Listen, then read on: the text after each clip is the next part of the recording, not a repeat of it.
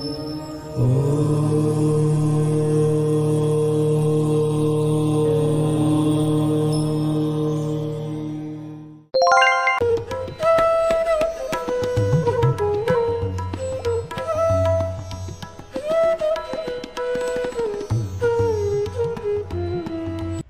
मित्रों, unfolded Indian knowledge में आप सब लोगों का स्वागत है। मैं डॉक्टर पंकज कुमार मिश्र एक बार फिर से आप लोगों के सामने एक नया विषय लेकर के उपस्थित हूं, जिस विषय का शीर्षक है द्रौपदी प्रतीक या रहस्य।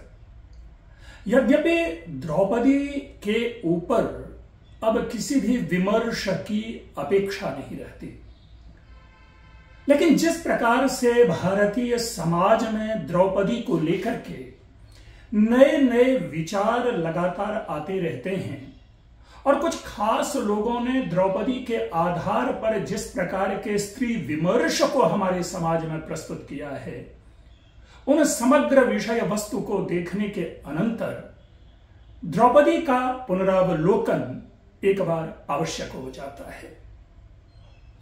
जैसा हम सभी जानते हैं कि महाभारत विश्वकोश है, इसे पंचम वेद कहा जाता है। ज्ञान की समग्रता, ज्ञान की पूर्णता का यदि कोई एक पर्याय है तो वह महाभारत है। महाभारत ने एक से एक चरित्र दिया। विश्व के किसी भी ऐसे स्वभाव का व्यक्तित्व इस महाभारत में परिलक्षित न होता हो, यह कहना असंभव है।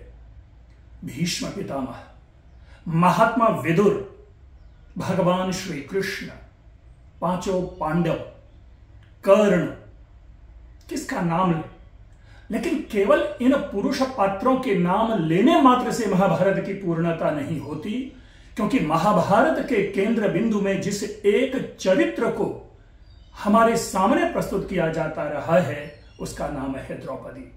लेकिन इसका यह अर्थ नहीं कि वहां कुंती नहीं है, इसका यह अर्थ नहीं कि वहां मंदोदरी नहीं है, इसका यह अर्थ नहीं कि वहां पर उत्तरा नहीं है, या इसका यह अर्थ नहीं कि वहां पे रुक्मणी नहीं है, सुभद्रा नहीं है, चित्रांगदा नहीं है।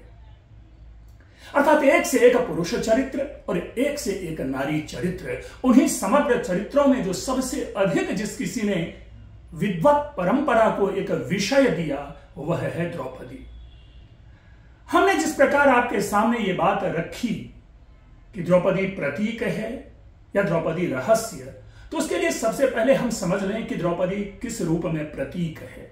यस, मेरा मानना है कि द्रौपदी समग्र नारी की, कह सकते हैं, अभिव्यक्ति है।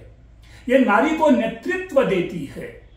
नारी इसमें अपने आदर्श को है। इस आदर्श को नहीं कि उनके भी 5 पति हों, या उस आदर्श को नहीं कि उनको भी वनवास हो, बल्कि उस आदर्श को जिसने नारी को वाणी दी, जिसने पुरुष समाज के सामने अपनी वेदना को, अपनी समस्या को, अपनी चिंता को प्रकट की, और उन सारे पुरुष समाज के साथ उन्होंने एक प्रकार से विवाद किया, संवाद किया, प्रतिवाद किया। इस रूप में नारी प्रतीक है। मैंने अपने इससे पूर्व के वीडियो में, जहां की फेमिनिज्म के ऊपर में मैंने चर्चा की थी, नारी को समग्रता के रूप में हमने अगर देखने का प्रयास किया था, उस भारतीय फेमिनिज्म को अगर हमने देखने का प्रयास किया था, तो उसके केंद्र बिंदु में हमने द्रौपदी को रखा था। तो इस रूप में द्रौपदी जो है वह प्रतीक है। मेरे उस आप वीडियो को आप जरूर देखें, और अन्यथा मैं आप लोगों के सामने उसका वह लिंक यहां पे प्रस्तुत कर रहा हूं, जिसके माध्यम से आप इनको अत्यंत सरलता से समझ पाएंगे, देख पाएंगे, जान पाएंगे। अब रही बात द्रौपदी के रहस्य को लेकर के। यूं तो द्रौपदी के विषय में हम लोग सभी जानते हैं कि महाभारत में अथचा विद्वत परंपरा में द्रौपदी के कई नाम हैं।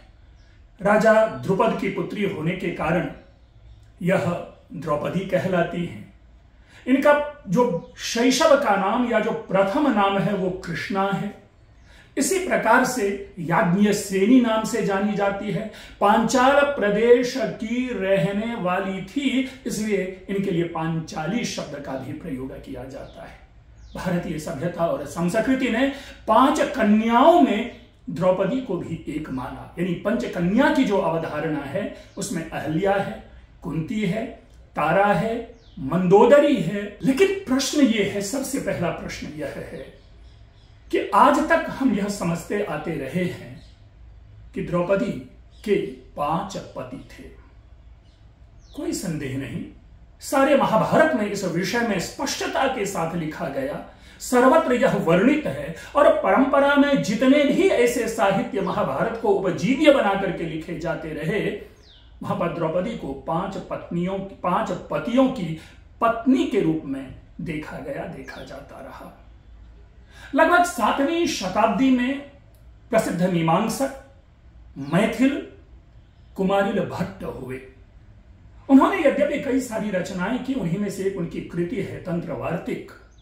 उस तंत्र वार्तिक में उन्होंने द्रौपदी को लेकर के एक विमर्श प्रस्तुत किया और उस विमर्श में उन्होंने यह कहने का प्रयास किया कि द्रौपदी एक नहीं बल्कि द्रौपदी कई थी, तदनुरूप द्रौपदी 5 थी और वही 5 अलग अलग द्रौपदी अलग अलग जो पांडव हैं उनकी पत्नी थी। लेकिन बाद में लोगों ने एक आलंकारिक रूप से उन 5 द्रौपदी को एक द्रौपदी के रूप में हमारे सामने स्थापित कर दिया, जिसके कारण हम सब लोगों ने 5 पांडवों की एक पत्नी द्रौपदी को स्वीकार कर लिया। एक विमर्श यहां पे जरूर उत्पन्न होता है कि ये जो पॉलिएंड्री है, हम जिसे बहुपत्नीक व्यवस्था कहते, बहुपति वाली व्यवस्था कहते हैं, बहुभर्तृक शब्द इसके लिए हम प्रयोग में लाते हैं, वह विमर्श का विषय है। वेद से लेकर के महाभारत का यदि आलोडन विलोडन किया जाए तो प्रायशः अपवाद रूप में ही ऐसे 1-2 उदाहरण मिलते हैं। अन्यथा यह बहुभर्तृका होने की परंपरा, कई सारे पतियों की पत्नी होने की जो सूचना है या संवाद है, वह हमें हमारे ग्रंथों में प्राप्त नहीं होता। हां, ऐसा उल्लेख मिलता है कि सप्तर्षियों की एक पत्नी थी गौतमी। इसी प्रकार अन्य भी उल्लेख प्राप्त किए जा सकते हैं, लेकिन समाज में, लोक परंपरा में इस रूप में कतई यह ज्ञात नहीं होता कि द्रौपदी की तरह ही अन्य नारियों के भी 5 या उससे 1 से अधिक पति हुआ करते थे। हमने बहुपत्नी प्रथा की सर्वत्र चर्चा की है। महाकवि कालिदास के जितने भी नाटक ले लें, काव्य के भी कई सारे जो चरित्र हैं उनकी कई पत्नियों के हम उल्लेख ले सकते हैं। इसी तरह से बाद के कई सारे ऐसे हम स्वप्न वासव दत्तम में राजा उदयन की 2 पत्नियों का उल्लेख प्राप्त करते हैं।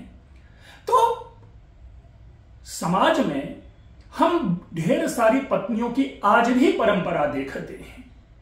यहां तक कि महाकवि कालिदास ने एक सिद्धांत भी बना दिया कि बहुवल्लभाः राजानः श्रूयन्ते, अर्थात राजा की ढेर सारी पत्नियां होती। नहीं, राजा की ढेर सारी पत्नियां नहीं होती, समाज के हर उस व्यक्ति की ढेर सारी पत्नियां हुआ करती थी जिनके पास धन था, जिनके पास सामर्थ्य था, जिनके पास योग्यता थी, जिसके पास संपत्ति थी और जो उस व्यवस्था को अच्छी तरह से निर्वाह कर सके, इस तरह से देखते हैं।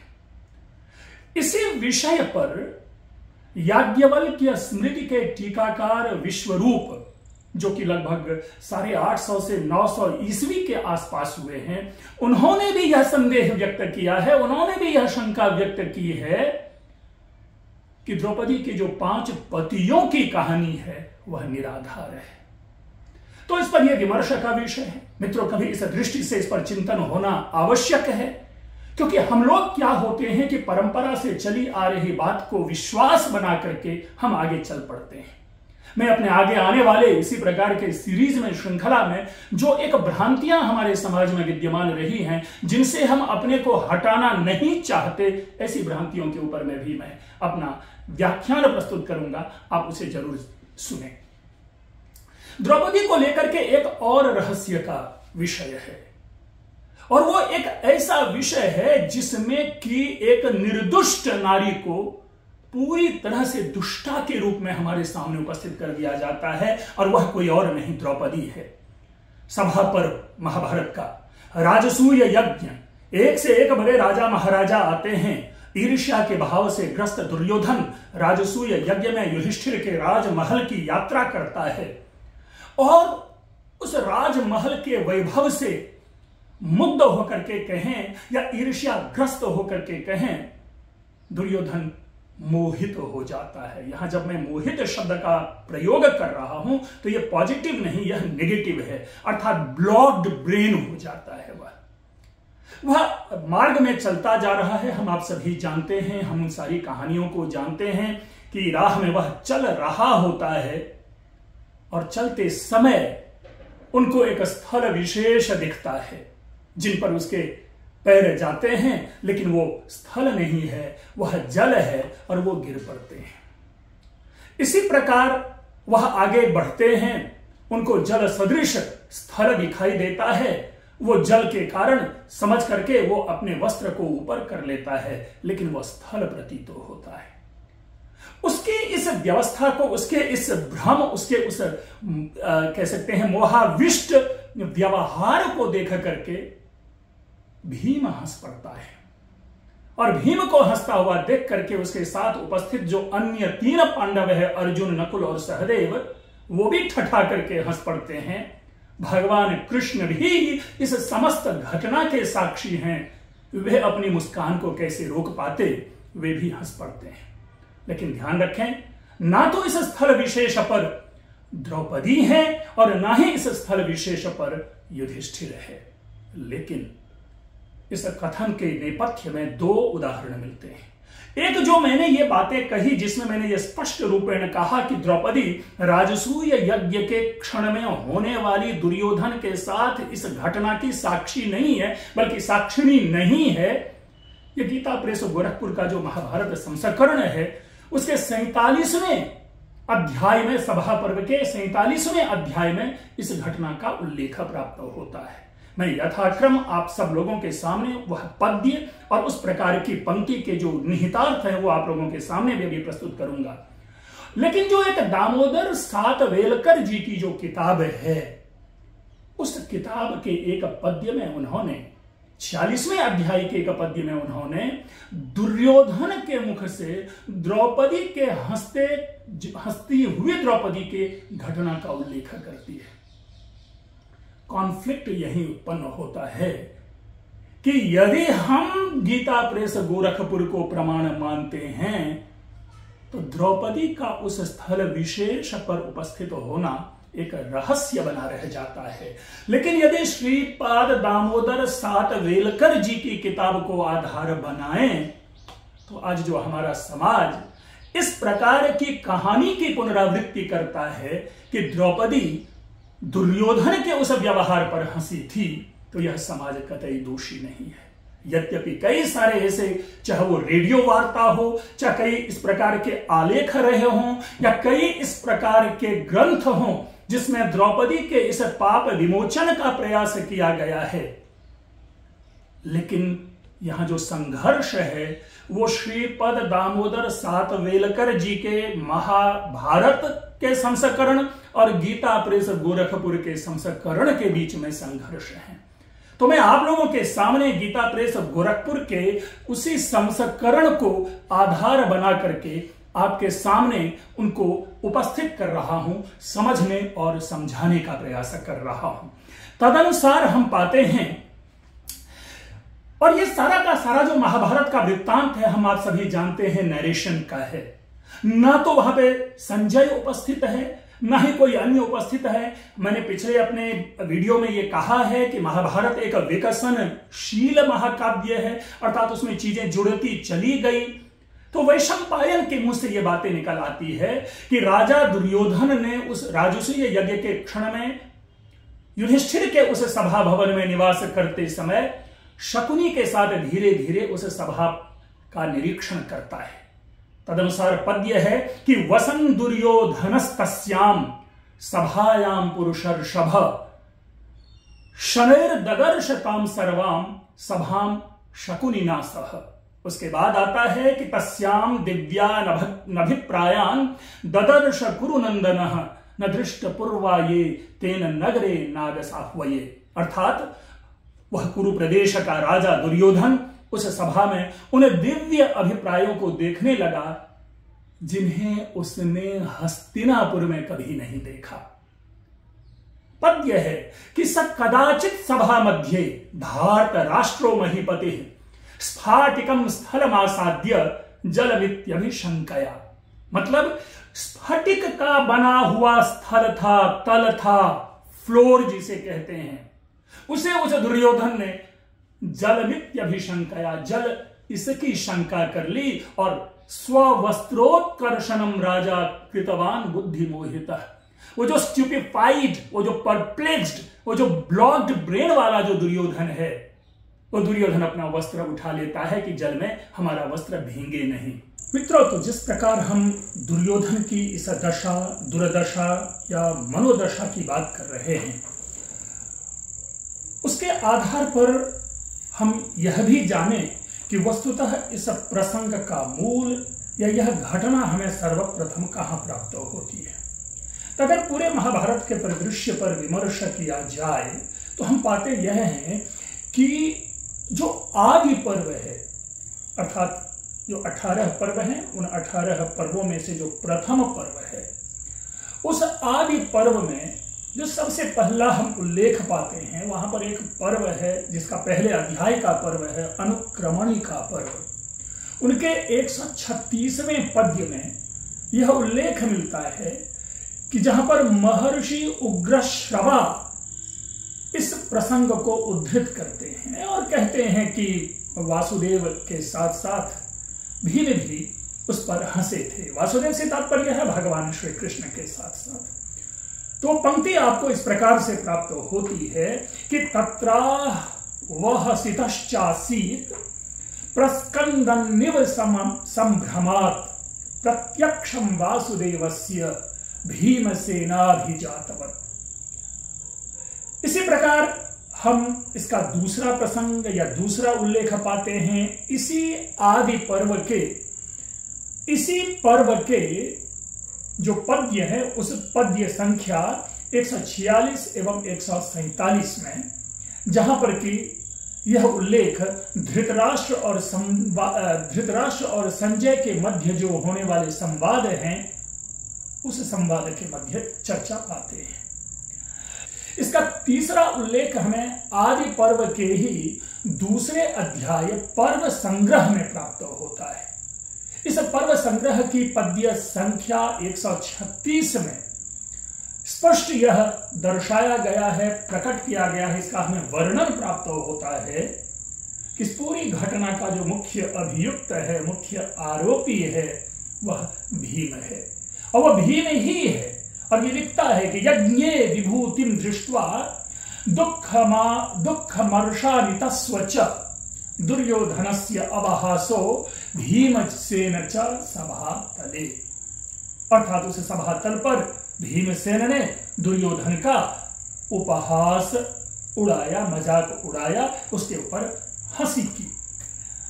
लेकिन इस घटना का जो विस्तृत उल्लेख है वह सभा पर्व में हमें प्राप्त होता है। और सभा पर्व में आप सभी लोग जानते हैं कि युधिष्ठिर के राजसूय यज्ञ का हम वर्णन प्राप्त करते हैं और उसके 47वें अध्याय में यह मूल कथा हमें प्राप्त होती है, जिसकी चर्चा अभी हम लगातार करते चले आ रहे हैं। और उसी चर्चा में हमने यह भी पाया कि दुर्योधन जल में गिर पड़ता है, अपने वस्त्रों को उठा करके जल में गिर पड़ता है और उस जल को इस तरह से उसका काफी हंसी मजाक उड़ाया जाता है। और हंसी मजाक का जो यह विषय है वह हम प्राप्त करते हैं। तदनुसार आप पाएंगे वहां हम देखते हैं कि बड़ा सुंदर एक श्लोक प्राप्त होता है, पद्य प्राप्त होता है। और वह पद्य इस प्रकार है कि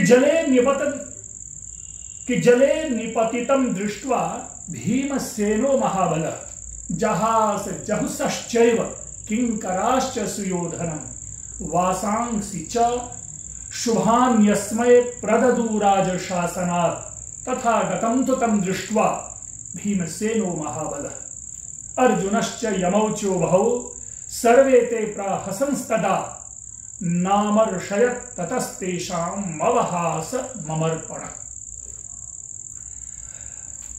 स्पष्ट है, बहुत कठिन पद्य भी नहीं है, लेकिन पूरे पद्य का जो सार है वह यही है कि उसके पर भीम सर्वप्रथम हंसने वाला है, उसके साथ साथ अर्जुन है, यम यानी नकुल और सहदेव है, और साथ में ही श्री कृष्ण है। तो ये सारे के सारे हंसते हैं। किसी भी प्रकार से, किसी भी ढंग से इसमें हम यह नहीं देख पा रहे, हम यह नहीं समझ पा रहे कि द्रौपदी कहीं पर है, या द्रौपदी की उपस्थिति ने इस घटना को और अधिक मनोरंजक बना दिया हो, ऐसा नहीं है। ये गीता प्रेस गोरखपुर का संकलन है, जिसका उदाहरण मैं यहां आप लोगों के समक्ष दे रहा हूं कि स्पष्ट रूप में उस घटना में कहीं भी द्रौपदी प्राप्त नहीं है, द्रौपदी उपस्थित नहीं है। लेकिन फिर कहानी चली कैसे?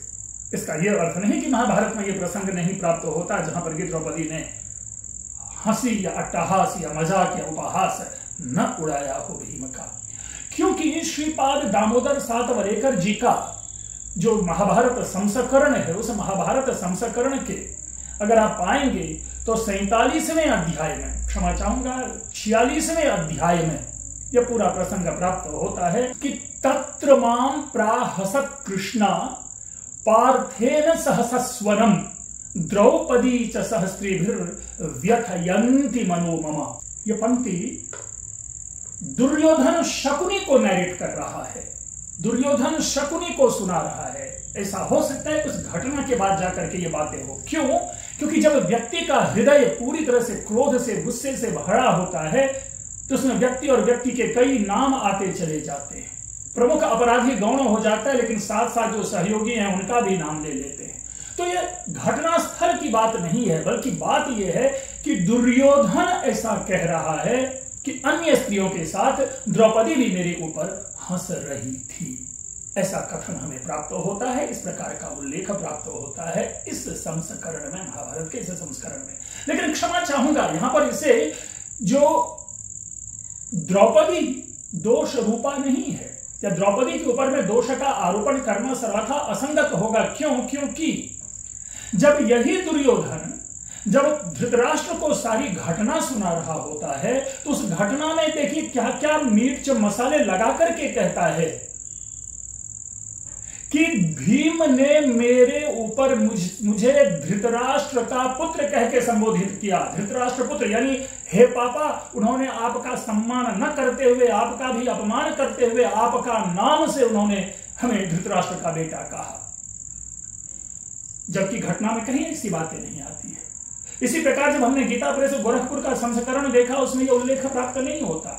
श्रीपाद दामोदर सातवलेकर जी का जो संस्करण है, संस्करण की मूल घटना में भी द्रौपदी उपस्थित नहीं है। यह द्रौपदी कहां पर है? केवल दुर्योधन के कथन में उपलब्ध है, घटना स्थल पर नहीं है।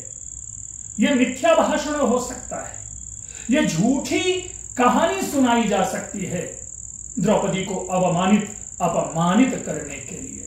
इसलिए मित्रों, यह विवाद का विषय है कि द्रौपदी वहां उपस्थित थी कि नहीं, इसीलिए इसे विमर्श का विषय बनाया जाना चाहिए। इसके ऊपर में इसका शोध या इसका अन्वेषण होना चाहिए मूल महाभारत से कि क्या मूल घटनास्थल पर द्रौपदी उपस्थित थी कि नहीं। क्यों? क्योंकि प्रश्न बनता है कि जब पूरे राजसूय यज्ञ में आने वाले अतिथियों का भव्य वर्णन होता है, उस वर्णन क्रम में कहीं भी द्रौपदी का उल्लेख प्राप्त नहीं होता। यदि द्रौपदी वहां उपस्थित रही होती तो महाभारत के जो लेखक हैं, महाभारत के जो कर्ता हैं, वो कहीं ना कहीं किसी न किसी रूप में द्रौपदी का उल्लेख जरूर करते। और चूंकि द्रौपदी एक प्रधान चरित्र है, इसलिए इस चरित्र की उपेक्षा नहीं हो सकती थी, नहीं की जानी चाहिए थी। इसलिए मेरा स्पष्ट यह मानना है कि घटनास्थल पर द्रौपदी विद्यमान नहीं थी, द्रौपदी उपस्थित नहीं थी। इसके साथ ही एक और कहावत जोड़ दिया गया, एक ऐसी लोक परंपरा चल पड़ी जिसका कि बाद में जो हमारे जो धारावाहिक दूरदर्शन पे आया था B.R. चोपड़ा का महाभारत, उसमें एक डायलॉग जोड़ दिया गया है। मुझे ये नहीं मालूम कि यह डायलॉग पहली बार उपयोग में लाया गया है, इससे पहले भी कहीं कहा गया होगा। हो सकता है कि किसी अन्य संस्करण में हो सकता है कि किसी अन्य ग्रंथ में हो सकता है कि यह प्रक्षिप्त हो, और लेकिन वो कहावत जो बना, वो यह कहावत बनी कि अंधे का बेटा अंधा होता है। उसी का संस्कृत रूपांतरण ऐसा बनकर आया कि अंधस्य अंधः पुत्रो वै, अर्थात अंधे का अंधा पुत्र होता है। मित्रों, मैंने महाभारत के जिन जिन संस्करणों का आलोडन विलोडन किया है उसमें कहीं भी मुझे यह कथन प्राप्त नहीं होता है। हो सकता है कि बाद के ग्रंथों में प्रक्षिप्त रूप में बाद के संस्करणों में लोगों ने अपने रूप से जोड़ दिया हो, तो ये एक हो सकता है। दूसरी ओर जो ये समीक्षा जगत है, जो ये परंपरा जगत है, जो ये बुद्धिजीवियों का जगत है, ये पुनः पुनः जब इस कथन को रख करके द्रौपदी सदृश नारियों को लांछित करते हैं तो वहीं पर एक विमर्श प्रारंभ होता है कि क्यों ना पुनरअध्ययन की जरूरत हो महाभारत के ऐसे प्रसंगों का जिसने समाज में भ्रांति उत्पन्न कर दी। मैं मानता हूं कि द्रौपदी स्वाभिमानिनी थी, द्रौपदी आत्माभिमानिनी थी, द्रौपदी एक उच्च सोच उच्च विचार और को रखने वाली निर्भीक नारी थी।